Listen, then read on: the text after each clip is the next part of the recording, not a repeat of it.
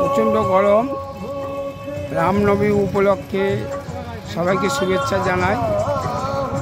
প্রচণ্ড গরম, 38 degree temperature এখন।